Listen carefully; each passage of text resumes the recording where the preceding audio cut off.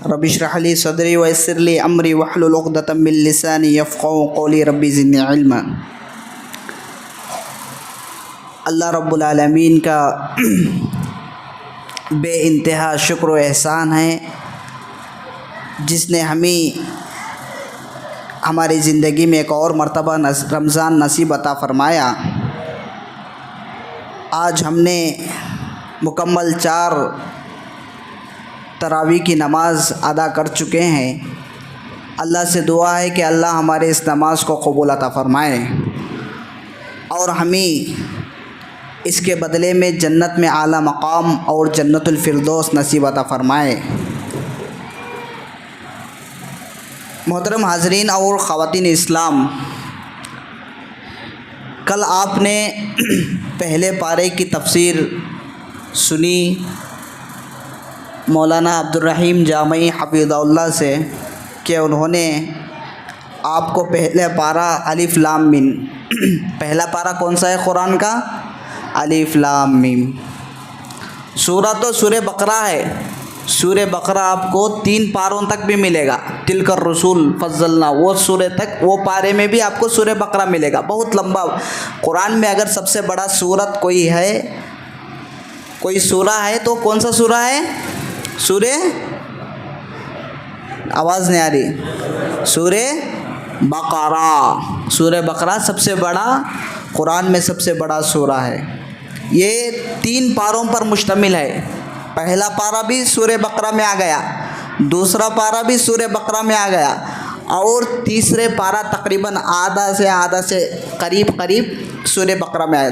سب سے بڑا سورہ سورہ بقرہ ہے۔ اس کی فضیلت کے بارے میں پیارے نبی صلی اللہ علیہ وسلم فرماتے ہیں، جس گھر میں سورہ بقرہ کی تلاوت کی جائے، جس گھر میں سورہ بقرہ کی صبح شام تلاوت کی جائے، اس گھر میں سے شیطان تفر منہ الشیطان، اس گھر سے شیطان بھاگ جاتا ہے۔ اس گھر میں شیطان کے لیے کوئی جگہ نہیں رہتی ہے۔ کون سے گھر میں؟ جس گھر میں گانے ہیں نہیں، جس گھر میں سورہ بقرہ کی تلاوت کی جاتی ہے، جس گھر میں خواتین سورہ بقرہ کی تلاوت کرتے ہیں، جس گھر میں بچے سورہ بقرہ کی تلاوت کرتے ہیں، جس گھر میں گھر کے بڑے لوگ سورہ بقرہ کی تلاوت کرتے ہیں، اس کی اور ایک فضیلت کے بارے میں پیارے نبی صلی اللہ علیہ وسلم فرماتے ہیں کأنہما غمامتان۔ یہ سورہ بقرہ، اس کے بعد آنے والی سورہ آل عمران، یہ دو سورتیں قیامت کے دن، جس دن ہمارے سر پر کوئی سایہ نہیں رہے گا، سورج بالکل قریب آ کر رہے گا۔ جس طرح چھت ہمارا 15 فیٹ 20 فیٹ پر چھت ہے، اگر سورج یہاں پر آ کر ٹھہرے تو ہماری حالت کیا ہو؟ آج ہم دیکھتے ہیں گرمی کے موسم میں کئی سینکڑوں میل دور سورج ہے، کئی لاکھوں کلومیٹر دور سورج ہے، لیکن اس کی گرمی کو ہم برداشت نہیں کر پا رہے۔ عالم سوچئے، ذرا تصور کیجئے، اگر وہی سورج جو لاکھوں کلومیٹر دور ہے، اگر وہ سورج ہمارے چھت کے مانند آ جائے 12 فیٹ پر 15 فیٹ پر، تو ہماری حالت کیا ہو جائے گی؟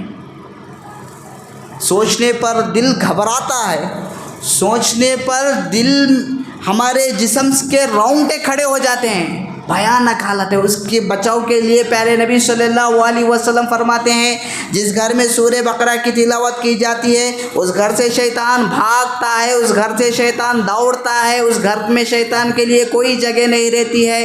اور جو کوئی سورہ بقرہ اور آل عمران کی تلاوت کرتے ہیں، قیامت کے دن یہ 2 سورتیں، سورج ہمارے لیے ایک بادل کے مانند سایہ دیتے ہوئے جہاں پر ہم جاتے ہیں وہاں پر آتے ہیں۔ اللہ اکبر، کتنی بڑی فضیلت ہے۔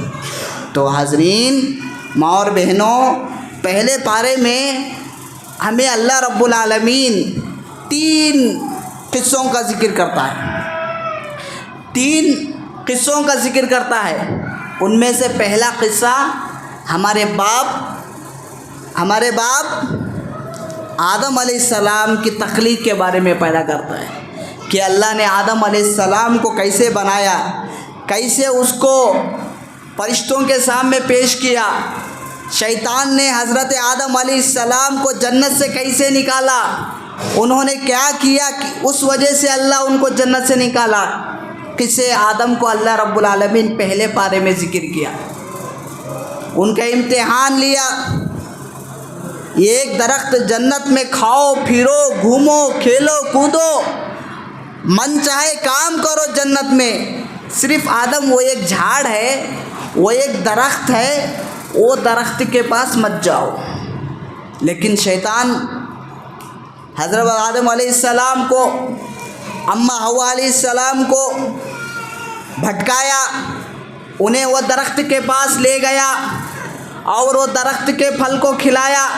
کھلانے کے ساتھ ساتھ جو ہمارے باپ اور ہماری ماں حوا علیہ السلام کے جسم پر جو جنتی لباس تھے، جنت کے ریشم والے لباس تھے، وہ اتر گئے۔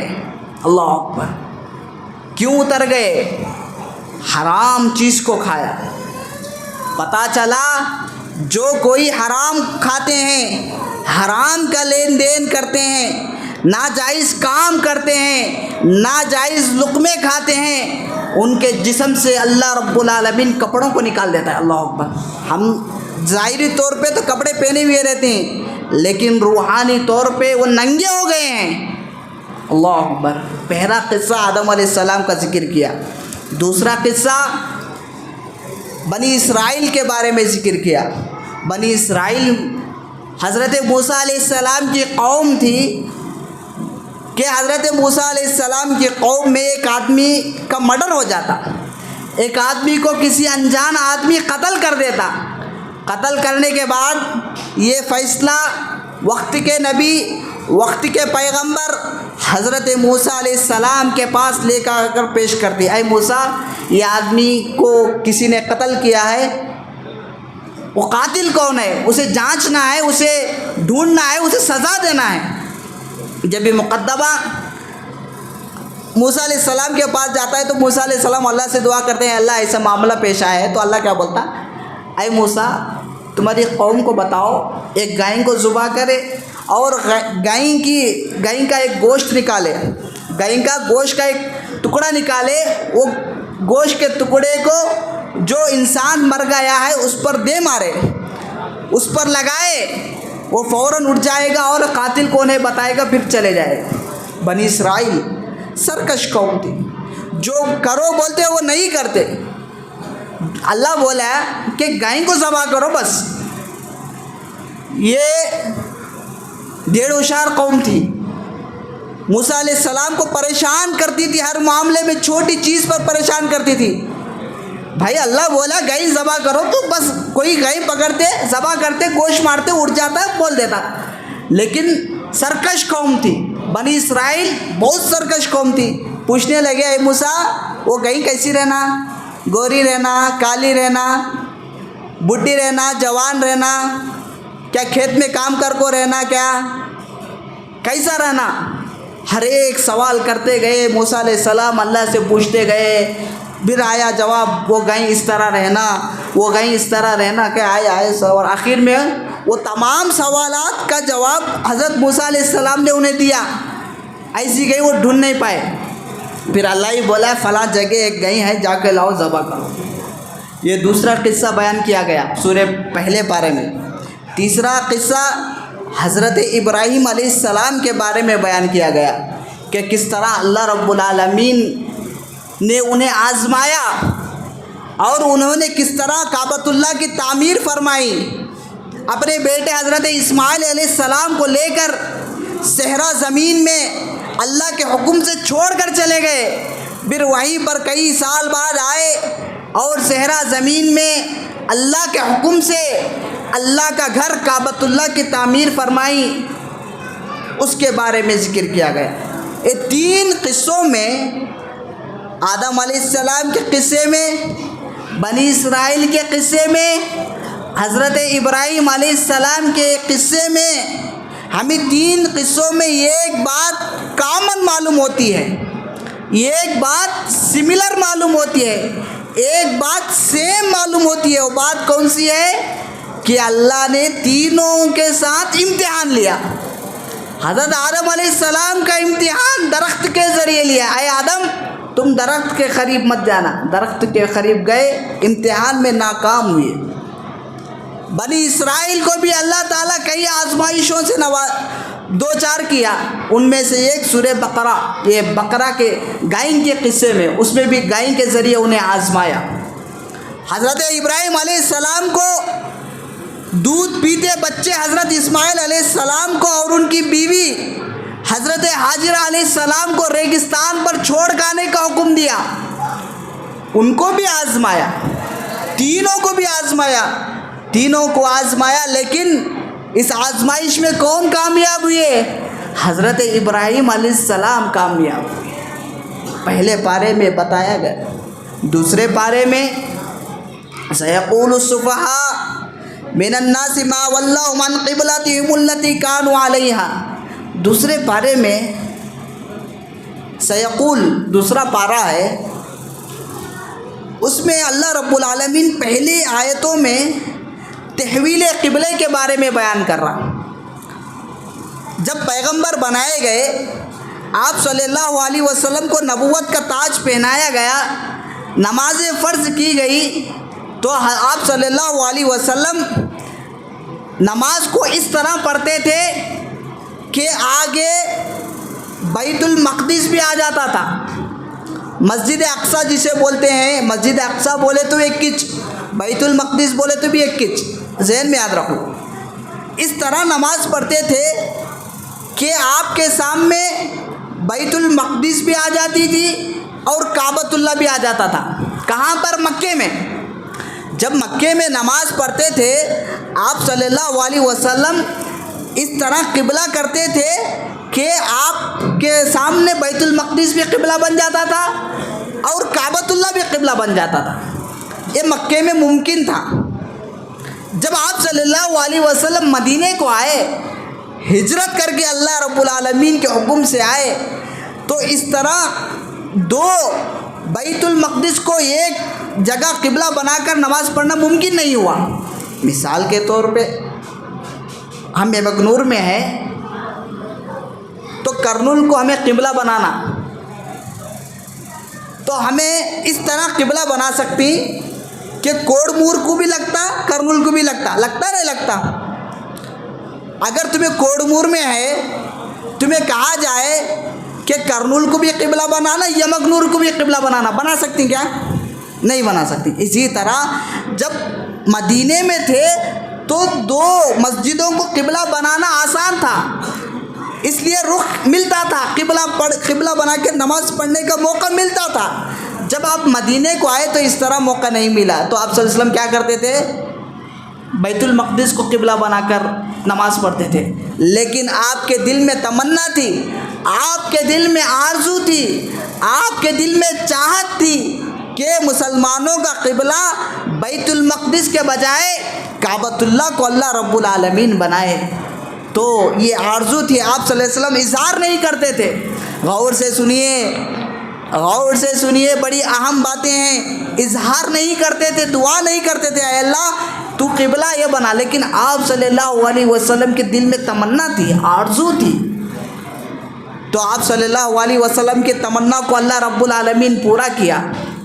عصر کے وقت آپ صلی اللہ علیہ وسلم صحابہ کو نماز پڑھا رہے تھے، فوراً وحی نازل ہوتی ہے کہ آئے پیارے نبی صلی اللہ علیہ وسلم فولی وجہک شطر المسجد الحرام، اے نبی مکرم آج سے ہم نے تمہارا قبلہ کعبۃ اللہ کو مقرر کیا ہے، کعبۃ اللہ تمہارا قبلہ ہے، تو فوراً آپ صلی اللہ علیہ وسلم نماز کی حالت میں قبلہ تبدیل کر لیتے ہیں۔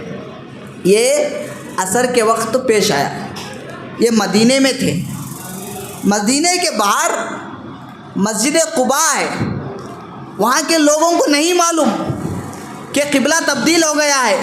تقریباً 16-17 مہینوں کے بعد یہ واقعہ پیش آیا، یہ وحی آئی، قبلے کی وحی آئی، تو مدینے کے باہر جو مسجد قباء تھی وہاں کے لوگوں کو یہ بات ابھی تک نہیں پہنچی تھی۔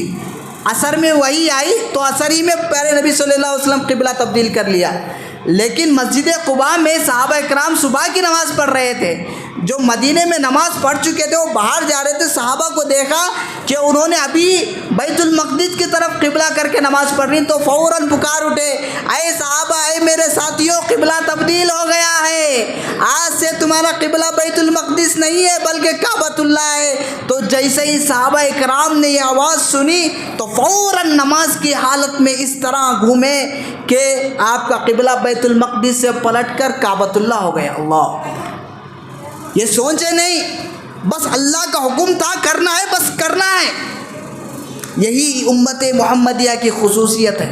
بنی اسرائیل کو کہا گیا گائے ذبح کرنا ہے، اگر کرے تو ختم ہو جاتا تھا معاملہ، لیکن 1.5 سوالات کرے، سوال کے اوپر سوال کرتے گئے، اللہ رب العالمین ان کے دین میں اتنی زیادہ سختی لاتے گیا۔ لیکن یہاں امت محمدیہ کو جب بتایا گیا کہ تمہارا قبلہ تبدیل ہو گیا ہے تو صحابہ اکرام نمازی کی حالت میں گھوم جاتے۔ اللہ، کتنی بڑی فضیلت ہے۔ تو منافقین بھی تھے مدینے میں، انہوں نے یہ بات مشہور کر دیا، یہ کیسا نبی ہے بھائی، کبھی بیت المقدس کے اوپر کو قبلہ بناؤ بولتی، کبھی کعبۃ اللہ کو قبلہ بناؤ بولتی۔ اب تک جتنے لوگ 16-17 مہینے لوگ نماز پڑھے، کیا ان کی نماز پوری ضائع ہو گئی کیا؟ ایسے سوالات کر کے صحابہ اکرام کو شکوک میں ڈال دیے، صحابہ اکرام کو تردد میں ڈال دیے، یہاں تک کہ چند ابھی مسلمان ہوئے تھے وہ مرتد بھی ہو گئے۔ اللہ اکبر۔ منافقین لوگوں مسلمانوں کے دلوں میں وسوسے پھیلانا شروع کر دیے۔ تو اللہ رب العالمین کہتا ہے جو 16-17 مہینے جو نمازیں پڑھے، جو انتقال ہو گئے، ان اللہ لا یضیع ایمانکم، اللہ رب العالمین ان کے ایمان کو ضائع نہیں کرے گا۔ یہاں پر غور کرنے کی بات یہ ہے وما کان اللہ لیضیع ایمانکم، سوال کر رہی ہیں کہ اللہ کیا ان کے نمازوں کو قبول کیا کیا؟ 16-17 مہینے دوسرے قبلے پر نماز پڑھے، بیت المقدس کو قبلہ بنا کے نماز پڑھے، سوال یہ تھا، لیکن جواب کیا آ رہا؟ اللہ ان کے ایمان کو ضائع نہیں کرے گا۔ سوال کر رہی نماز کا تو اللہ کیا بول رہا ہے؟ ایمان کو نہیں ضائع کرے گا۔ تو پتہ چلا نماز ایمان ہے۔ نماز جس کے زندگی میں نماز ہے، جس کے زندگی میں نمازوں کی پابندی ہے، جس کے زندگی میں 5 وقت کی نماز کی پابندی ہے، اس کا ایمان تر و تازہ ہے، وہ ایمان والا ہے۔ یہاں تک کہ حدیث میں کہا گیا کہ کوئی شخص صبح شام مسجد کی طرف آئے، نمازوں کے لیے آئے تو اس کی ایمان کی گواہی دو، بولے پیارے نبی صلی اللہ علیہ وسلم۔ تو نماز اور ایمان ایک ہی ہے، ایک ہی سکے کے، جس کے اندر نماز ہے وہ ایمان والا ہے، جس کے اندر نماز نہیں وہ ایمان والا نہیں ہو سکتا۔ یہ بات بھی کہی گئی ہے۔ اس میں ایک وقت ہوتے چلے جا رہا، بہت سارے باتیں تھے، ایک بات بول کے ختم کرتا ہوں، آخری بات، کہ اسی پارے میں سیقول پارے میں اللہ رب العالمین روزوں کے بارے میں ذکر کیا، کتب علیکم الصیام کما کتب علی الذین من قبلکم لعلکم تتقون۔ ذکر کرتے کرتے روزوں کے بارے میں ذکر کرتے کرتے، روزوں کے احکام کے بارے میں ذکر کرتے کرتے ایک آیت لایا، درمیان میں آیت لایا، غور سے سنو۔ روزوں کے بارے میں بتا رہا اللہ، آپ کو چاہے تو میں آیت بھی بتاتا ہوں، آپ جا کر دیکھیے، پڑھیے، آپ کو معلوم ہو جائے گا کہ اللہ رب العالمین روزوں کے احکام کے بارے میں بتا رہا، کتب علیکم الصیام کما کتب علی الذین من قبلکم لعلکم تتقون، بتاتے کیا بول رہا؟ وَإِذَا سَأَلَكَ عِبَادِي أَنِّي فَإِنِّي قَرِيبٌ أُجِيبُ دَعْوَةَ الدَّاعِ إِذَا دَعَانِ فَلْيَسْتَجِيبُوا لِي وَلْيُؤْمِنُوا بِي۔ بات چل رہی روزوں کی، بات چل رہی روزے کی اہمیت کی، کہ پچھلوں پر بھی ہم نے روزوں کو فرض کیا تاکہ وہ متقی پرہیزگار بن جاؤ، تاکہ تم بھی متقی پرہیزگار بن جاؤ۔ بات چل رہی روزوں کی بات چلتے اللہ رب العالمین نے ایک آیت لایا، اے نبی مکرم، وَإِذَا سَأَلَكَ عِبَادِي، اے نبی مکرم، آپ سے اگر میرے بندے سوال کرے، سَأَلَكَ عِبَادِي انی، میرے بارے میں سوال کرے، فَإِنِّي قَرِيب، تو میرے بندوں کو آپ بول دیجئے، فَإِنِّي قَرِيب، میں ان سے قریب ہوں، اجیب دعوت الداعی، میں ان کے دعاؤں کو قبول کرتا ہوں، میں ان کے دعاؤں کو سنتا ہوں، میں ان کے آہ و بکا کو سنتا ہوں، میں ان کے تمناؤں کو سنتا ہوں، میں ان کے دل کے جو وسوسے چل رہے وہ سب دیکھ رہا ہوں. تو پتہ چلا اس کے بعد بھی اللہ رب العالمین اللہ رب العالمین یہ روزے کے احکامات کو کنٹینیو کرا ہے. درمیان میں یہ آیت لا کے بتا رہا کہ اس رمضان میں دعا کی بہت بڑی اہمیت ہے. یہ رمضان دعاؤں کا مہینہ ہے. یہ رمضان اللہ سے توبہ و استغفار کرنے کا مہینہ ہے. مفسرین لکھتے ہیں کہ اللہ رب العالمین یہ آیت لا کر یہ بتانا چاہ رہا کہ رمضان کا مہینہ اللہ سے دعا کرنے کا مہینہ ہے. یہ رمضان کا مہینہ اللہ سے توبہ و استغفار کرنے کا مہینہ ہے. یہ آیت لا کے اللہ رب العالمین واضح کر دے رہا. اور اس میں ایک بات معلوم ہوتی ہے، فَإِنِّي قریب. آج کیا کرتے ہیں ہمیں دعا کرو بھائی اللہ سے، نہیں مول صاحب میری دعا کہاں قبول ہوتی، میں گنہگار ہوں. کیا کرتا بھائی پھر تو کہتا نہیں بڑے مول صاحب ہے ان سے جا کو میں دعا مانگنے لگا. اللہ کیا بول رہا ہے؟ فَإِنِّي قریب، میں ان کے قریب ہوں. یہاں تک کہ سورہ قاف میں بتایا گیا من حبل الورید، شہرک بولتے ہیں. جب ہم ذبح کرتے ہیں تو بکرے کو ایک خاص رگ رہتی، اگر اس رگ کو کاٹے تو خون فوارے کی طرح نکلتا ہے، جلدی اس کا دم نکل جاتا ہے، اسے بولتے ہیں شہرگ بولتے ہیں. ہم ہر انسان ہر جاندار کے اندر یہ شہرگ ہوتی ہے، گردن کے پاس ہوتی ہے. اللہ بول رہا ہے کہ میں تمہارے شہرگ سے زیادہ قریب ہوں. ہم بول رہے ہیں کہ ہمارے دعائیں قبول نہیں. میں دعا کر رہا ہوں مول صاحب، کئی سالوں سے دعا کر رہا ہوں، میری دعا آج قبول نہیں ہو رہی. غور سے سنو، دعا کرنی تو اس کے 3 قسمیں ہیں. پہلی قسم، اگر آپ دعا کر رہی تو اللہ آپ کی دعا کو قبول بھی کرتا. اگر آپ کوئی چیز مانگ رہی تو اللہ اسے دے دیتا، یا نہیں تو اس کے بدلے میں تم پر آنے والی بلاؤں کو ٹال دیتا. 2 چیزیں. تیسری چیز، دعا کر رہی دعا بھی قبول نہیں ہو رہی، بلائوں پر بلائیں، مصیبتوں پر مصیبتیں بھی آ رہی، دعا بھی قبول نہیں ہو رہی، تو اللہ ہماری دعاؤں کو بچا کر آخرت میں رکھتا. جو بھی آپ دعا کریں گے اللہ تمہاری دعاؤں کو ضائع نہیں کرے. دعا کی 3 قسمیں، یا تو آپ پوچھیں گے تو اللہ فوراً دے دے گا، یا نہیں تو اس کے بدلے میں تم پر آفت آنے والی اسے ٹال دے گا، یا نہیں تو آخرت میں ہمارے لیے جمع کر رکھے گا تاکہ اس کے ذریعے اللہ تمہاری مغفرت کر کے تمہیں جنت میں داخل کر دے. یہ دعا کی چند احکامات ہیں. اس کے بعد دعا کی چند قسمیں ہیں. اس کے بعد حج کے احکام بھی اللہ بتایا. اسی پارے میں اللہ طلاق کے مسئلے بتایا، الطلاق مرتان بول کے بتایا. بہت سارے مسئلے. وقت چھوٹا ہے، وقت مختصر ہے، ہر بات بولنے کے لیے ممکن نہیں ہے. انشاءاللہ اگر وقت ملے تو آپ تمام کے سامنے رکھیں گے.